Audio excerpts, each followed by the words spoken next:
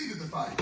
Who they were talking to. We have made this about the fight between David and Goliath, but I think it's deeper than that. I mean, come on, think about it. The fight really can be summed up in 4 stanzas. He hit him with a rock. He fell down dead. He cut off his head. Hooray. That's the whole fight right there. In 4 stanzas, that is the entire fight. Why then are there 58 verses in 1 Samuel chapter 17? It's all that talking. It's the conversations. When we run up to Goliath, we notice he's not cutting off heads of the enemies. All he is doing is talking and what before he ever got to the fight. And I think there are principles from these 5 conversations that you have to apply to your life. Are you ready for this today? Come on, across every location, look at somebody and say, I know this is for you. I know this is for you. 5 conversations I want us to look at today.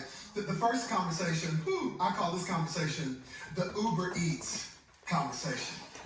We can call it the DoorDash dialogue. This is the first conversation that he has. And that is a critical conversation.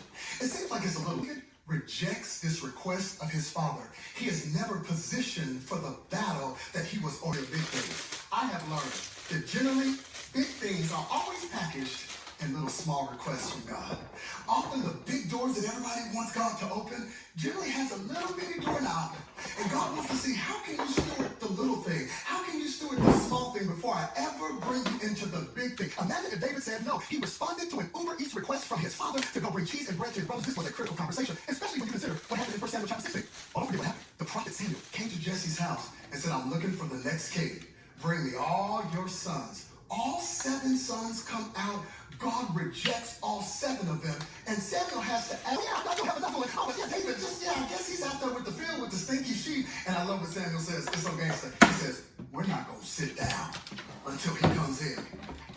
Makes all 7 of the brothers just stand in rejection.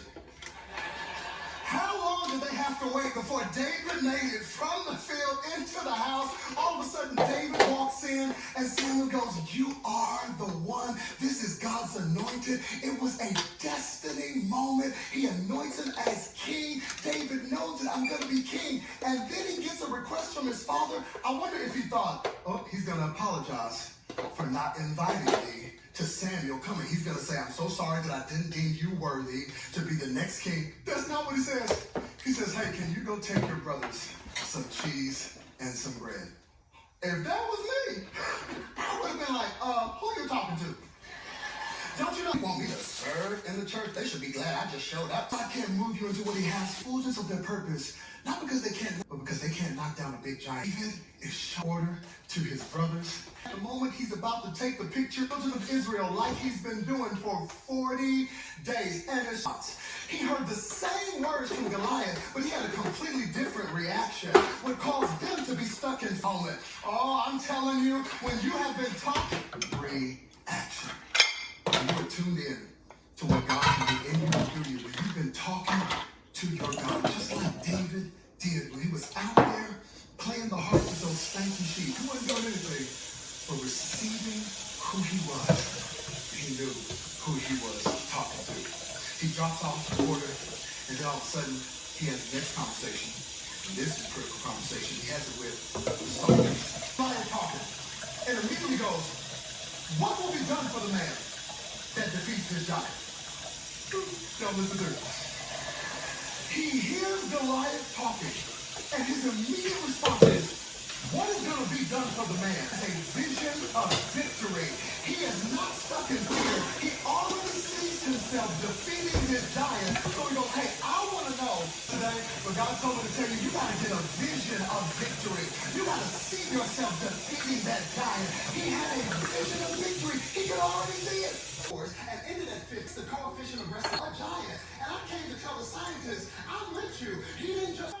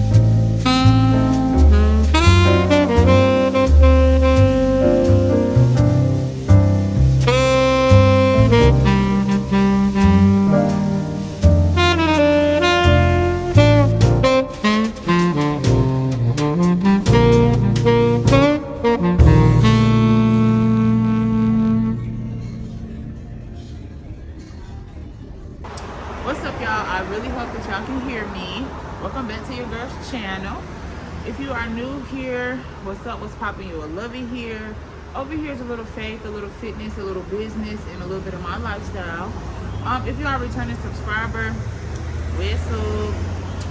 Today, as y'all already seen, I had a very quiet, slow morning in the gym and then at home, and then I had to rush out to do some things. So now we're at Red 28. Yeah, I'm probably trying to figure out what I'm looking at, and it's just a bunch of traffic and a bunch of cars everywhere. But I am doing some work today outside of my home. I just feel like sometimes getting outside of your environment make you work a little harder. I don't know. But I'm about to finish drinking my water. And I have a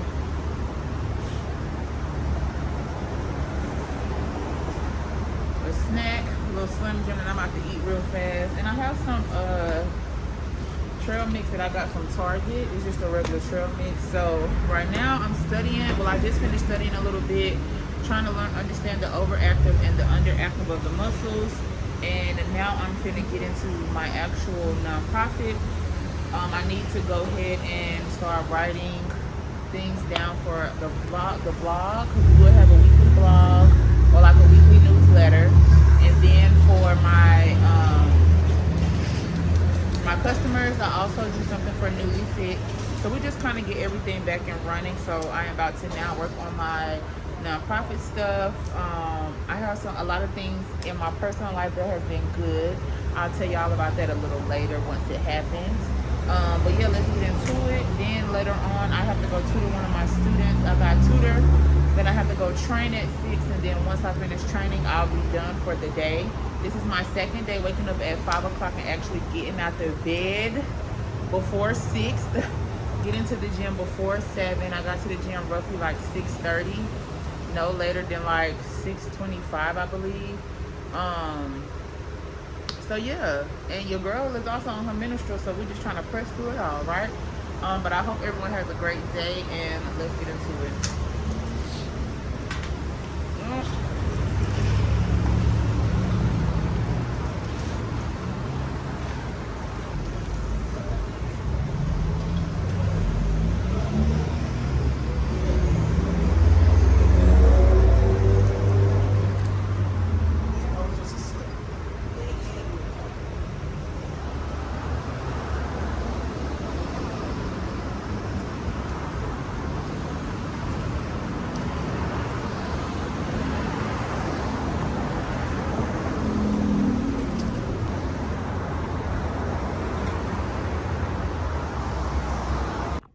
What's up, y'all? I'm checking back in real quick before I have to go in here and tutor. I wanted to show y'all my lunch. Y'all, I sat up here and was talking to y'all for 15 minutes. The shit wasn't even recording.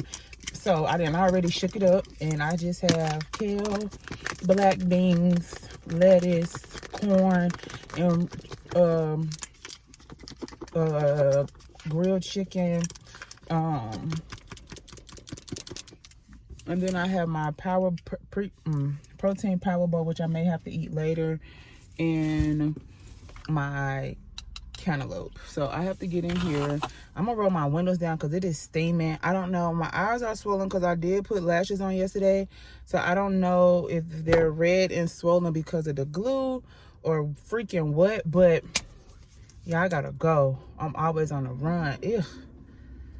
Hair everywhere. Okay, y'all, I gotta go. But I love y'all. This is probably like 45 grams of protein. What's killing me is I didn't bring my vinaigrette sauce, so I had to use some Chick-fil-A sauce that I had. So that may mess it up a little bit, but not too bad. Not too bad on today. As soon as I get out of here, then we'll discuss about what I ate and things like that. But I gotta go, y'all. Oh goodness. Oh goodness.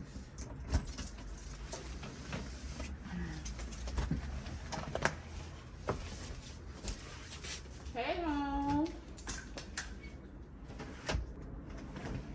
Oh, y'all want to come in? No. Do y'all see how I look? Do y'all see what's going on? It's been a long Tuesday. But guess what? Y'all know I'm going to see y'all in 2 days. CIC, you proud.